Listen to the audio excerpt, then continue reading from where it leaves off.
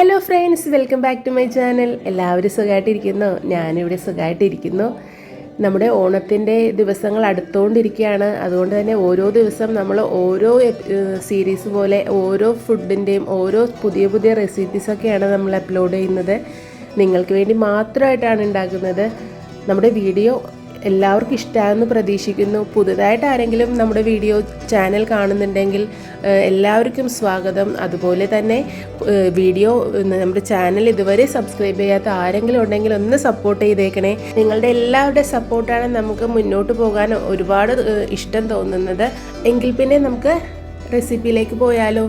ഞാനിവിടെ ഇന്ന് ഉണ്ടാക്കി കാണിക്കുന്നത് കാരമലൈസ്ഡ് പാലട പായസമാണ്. അതിന് ഞാനിവിടെ എടുത്തിരിക്കുന്നത് ഡബിൾ ഹൗസിൻ്റെ റൈസ് പാലട മാത്രം, മിക്സൊന്നുമല്ല, ജസ്റ്റ് പാലട മാത്രം വാങ്ങിയിട്ടുണ്ട്. അതുപോലെ പഞ്ചസാര എടുത്തിട്ടുണ്ട്. ഞാൻ എല്ലാത്തിൻ്റെ മെഷർമെൻറ്റ് കറക്റ്റായിട്ട് നമുക്ക് പറഞ്ഞു തരുന്നതായിരിക്കും. പിന്നെ മുന്തിരി എടുത്തിട്ടുണ്ട്, ഏലക്ക എടുത്തിട്ടുണ്ട്, കാഷ്യൂനട്ട് എടുത്തിട്ടുണ്ട്.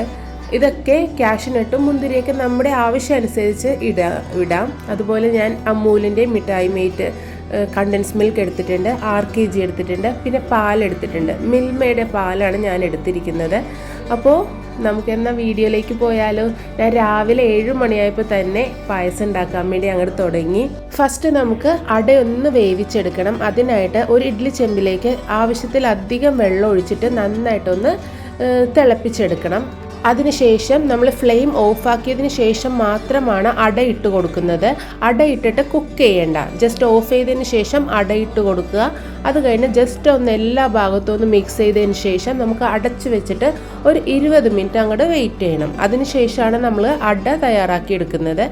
അതിനുശേഷം നമ്മൾ ഈ വെള്ളം ഊറ്റിക്കളഞ്ഞിട്ട് ഒരു 2-3 പ്രാവശ്യം പിന്നെയും വെള്ളം ഒഴിച്ചിട്ട് നമുക്ക് സ്ട്രെയിൻ ചെയ്തെടുക്കാവുന്നതാണ്. ഇനി നമുക്ക് നമ്മുടെ പഞ്ചസാര ഒന്ന് കാരമൽ ചെയ്തെടുക്കണം. പായസമൊക്കെ ഉണ്ടാക്കുമ്പോഴത്തേക്കും ഉരുളിയാണ് ഏറ്റവും ബെസ്റ്റ്. അടിയൊക്കെ നല്ല കട്ടിയായിരിക്കും. ആ ഉരുളിയിലേക്ക് ഞാനിപ്പോൾ നമ്മൾ എടുക്കണതിൻ്റെ ഒരു 1/4 ഭാഗം പഞ്ചസാര മാറ്റി വെച്ചിട്ട് ഒരു 1/4 ഭാഗം എടുത്തിട്ട് നന്നായിട്ടൊന്ന് കാരമലൈസ് ചെയ്യണം. ഞാൻ ഇപ്പുറത്തെ പാത്രത്തിൽ പാലൊന്ന് ചൂടാകാനും വെച്ചിട്ടുണ്ട്. സമയം ഒട്ടും കളയണ്ടല്ലോ, പായസമല്ലേ, സമയം ഒരുപാട് എടുക്കും. എപ്പോഴും നമ്മൾ കാരമൽ ചെയ്തെടുക്കുമ്പോഴത്തേക്കും സ്ലോ ഫ്ലെയിമിൽ വെച്ച് വേണം ചെയ്യാൻ വേണ്ടി. അല്ലെങ്കിൽ പെട്ടെന്ന് പഞ്ചസാര കരിഞ്ഞു പോയാൽ ആ കാരമലിൻ്റെ ഒരു ടേസ്റ്റും കിട്ടില്ല. നമ്മൾ പായസം ഉണ്ടാക്കിയാലും ടേസ്റ്റ് ഉണ്ടാവില്ല, ആ ഒരു ഫ്ലേവറേ മാറിപ്പോവും. അതുകൊണ്ട് തന്നെ കുറച്ച് വെയിറ്റ് ചെയ്ത് സ്ലോ ഫ്ലെയിമിൽ വെച്ചിട്ട് നന്നായിട്ടൊന്ന് മെൽറ്റ് ചെയ്തെടുക്കണം. കുറച്ച് ഇങ്ങനെ പഞ്ചസാര മെൽറ്റായി വരുമ്പോഴത്തേക്കും ഒരു 2-3 ടേബിൾ സ്പൂൺ വെള്ളം ഒഴിച്ച് കൊടുക്കുകയാണെങ്കിൽ നമുക്ക് പെട്ടെന്ന് ഷുഗർ കാരമൽ ആയി കിട്ടുന്നതായിരിക്കും. നല്ലൊരു ബ്രൗൺ കളർ പെട്ടെന്ന് കിട്ടും. അത്യാവശ്യം എന്താ നോക്കി നന്നായിട്ട് ഇങ്ങനെ മിക്സ്ഡായിട്ട് വന്നിട്ടുണ്ട്. ഈ സമയത്ത് കുറച്ചിങ്ങനെ കട്ട പോലെ തോന്നുമെങ്കിലും നമ്മൾ മിക്സ് ചെയ്ത് കൊടുക്കുമ്പോഴത്തേക്കും നന്നായിട്ട് മെൽറ്റായി കിട്ടിക്കോളും. പഞ്ചസാരയൊക്കെ നമുക്ക് നല്ലൊരു കളറായി കിട്ടിയിട്ടുണ്ട്. അതിലേക്ക് ഞാനിപ്പോൾ മിൽക്ക് മെയ്ഡാണ് ആഡ് ചെയ്ത് കൊടുക്കുന്നത്. മിൽക്ക് മെയ്ഡ് ഇട്ടിട്ട് നന്നായിട്ട് ഒന്ന് മിക്സ് ചെയ്ത് കൊടുക്കണം. ഇതാ നോക്കി, എന്താ നല്ല അസൽ സ്മെല്ല് വരുന്നുണ്ട് കേട്ടോ. ആ ഷുഗർ കാരമൽ ആയതിൻ്റെയും ആ ഒരു മിൽക്ക് മെയ്ഡിൻ്റെയൊക്കെ നല്ലൊരു സ്മെല്ല് വരുന്നുണ്ട്. ഇതാ നോക്കി, ഈ ഒരു നല്ലൊരു കളറായി വരുമ്പോഴത്തേക്കും ഞാൻ ഇപ്പോഴും സ്ലോ ഫ്ലെയിമിലാണ് കേട്ടോ വെച്ചിരിക്കുന്നത്. ഈ സമയത്ത് നമ്മൾ നല്ല തിളച്ച നോർമൽ വെള്ളം നന്നായിട്ടൊന്ന് തിളപ്പിച്ചതിന് ശേഷം ഒഴിച്ചു കൊടുക്കണം. അല്ലാന്നുണ്ടെങ്കിൽ നമ്മൾ ഡയറക്റ്റ് പാലൊഴിച്ച് കൊടുക്കുമ്പോൾ ചില സമയത്ത് അതായത് പിരിപിരി പോലെ കിടക്കാൻ ചാൻസ് ഉണ്ട്. അതിനേലും നല്ലത് നല്ല തിളച്ച ചൂടുവെള്ളം അങ്ങോട്ട് ഒഴിച്ചു കൊടുക്കുമ്പോഴത്തേക്കും നമുക്ക് എല്ലാം കൂടി നന്നായിട്ടൊന്ന് മിക്സ് ചെയ്തെടുക്കാൻ പറ്റും. അപ്പം നന്നായിട്ട് ഇപ്പുറത്തെ സ്റ്റൗവിലേക്ക് കുറച്ച് വെള്ളം വെച്ചിട്ട് നന്നായി തിളപ്പിച്ച് അതും കൂടി അങ്ങോട്ട് ചേർത്ത് നന്നായിട്ടൊന്നും കൂടി മിക്സ് ചെയ്തെടുക്കണം. കണ്ടോ, നമ്മളിപ്പോൾ ചൂടുവെള്ളമാണ് ഒഴിച്ചു കൊടുത്തത്. നന്നായിട്ടൊന്ന് മിക്സ് ചെയ്തെടുക്കണം. അപ്പോൾ എല്ലാം നല്ല ഒരേ കൺസിസ്റ്റൻസിയിലായിട്ട് നമുക്ക് കിട്ടും.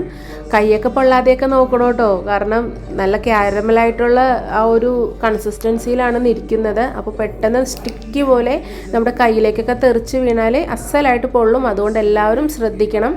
ഞാനിവിടെ മരത്തിൻ്റെ തവിയാണ് ഉപയോഗിക്കുന്നത്. അപ്പോൾ നമുക്ക് പെട്ടെന്ന് കൈ പൊള്ളണമായിട്ട് തോന്നില്ല. അല്ലെങ്കിൽ നല്ല നീളമുള്ള ചട്ടുക ഉപയോഗിച്ചാലും മതി. ഇതാ നോക്കിയേ, നന്നായിട്ട് എല്ലാം നല്ല രീതിയിൽ കാരമലായി കിട്ടിയിട്ടുണ്ട്. ഇനി ഈ സമയത്താണ് നമ്മൾ പാല് ചേർത്ത് കൊടുക്കുന്നത്. ഞാനിവിടെ 10 പാക്കറ്റ് പാലാണ് ചേർത്ത് കൊടുക്കുന്നത്. കാരണം ഒരു ഫംഗ്ഷന് വേണ്ടി തയ്യാറാക്കിയാണ്. അപ്പോൾ അതുകൊണ്ട് കുറച്ചധികം ക്വാണ്ടിറ്റിയിലാണ് ഞാൻ ഉണ്ടാക്കിയെടുക്കുന്നത്.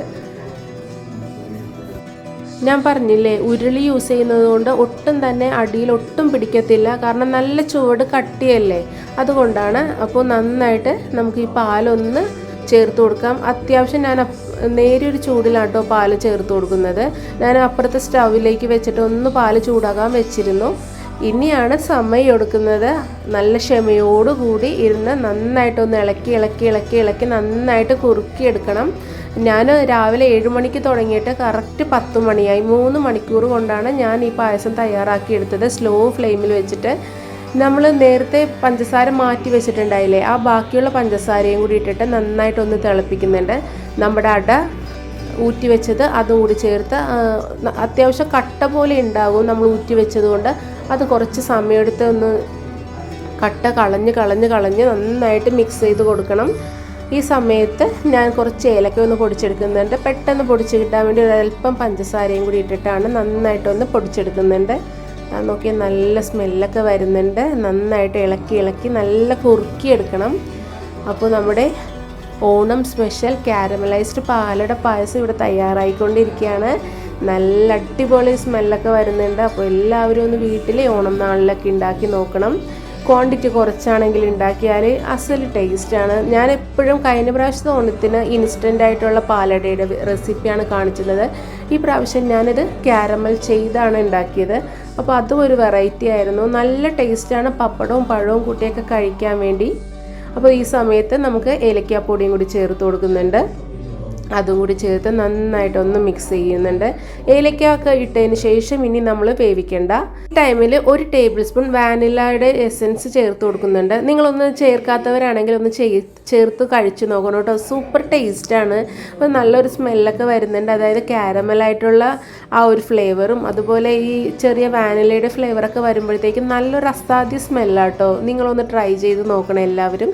ഇനി നമുക്ക് എപ്പോഴും പായസത്തിൽ അതിപ്രസരം പോലെ തന്നെ നെയ്യിൽ കാഷ്യൂനട്ടും കിസ്മിസും നന്നായിട്ടൊന്ന് ഫ്രൈ ചെയ്തതും കൂടി ചേർത്ത് കൊടുത്താൽ നമ്മുടെ പാലട പായസം ഇവിടെ തയ്യാറായിട്ടുണ്ട്. കാരമൽ പാലട പായസം ഇവിടെ തയ്യാറായിട്ടുണ്ട്. പിന്നെ നമ്മൾ പായസം ഇറക്കി വെക്കുമ്പോഴത്തേക്കും ഒരു അത്യാവശ്യം ലൂസ് കൺസിസ്റ്റൻസിയിൽ വേണം വെക്കാൻ വേണ്ടി. കാരണം ഇതൊക്കെ ഇരിക്കുമ്പോഴത്തേക്കും കുറച്ചും കൂടി കുറുകി വരാനുള്ള ചാൻസ് ഉണ്ട്. അതുകൊണ്ട് ഒരുപാടിട്ട് കുറുക്കി കട്ടയാക്കി വെക്കരുത്. നമുക്ക് ഒഴിച്ച് കുടിക്കാനും അതുപോലെ ഒഴിച്ച് കഴിക്കാനും പറ്റുന്ന നോക്കി ഈ ഒരു കൺസിസ്റ്റൻസിയിലാണ് ഞാൻ തയ്യാറാക്കി എടുത്തിരിക്കുന്നത്. കാരണം അരിയല്ലേ പാലടയായിട്ട് നമ്മൾ തയ്യാറാക്കി എടുക്കുന്നത്. അതൊക്കെ ഇരിക്കുമ്പോഴത്തേക്കും നന്നായിട്ട് സെറ്റായി കിട്ടും. അതുകൊണ്ട് ഈ ഒരു കൺസിസ്റ്റൻസിയിലാവുമ്പോൾ എല്ലാവരും ഓഫാക്കി വെക്കണം.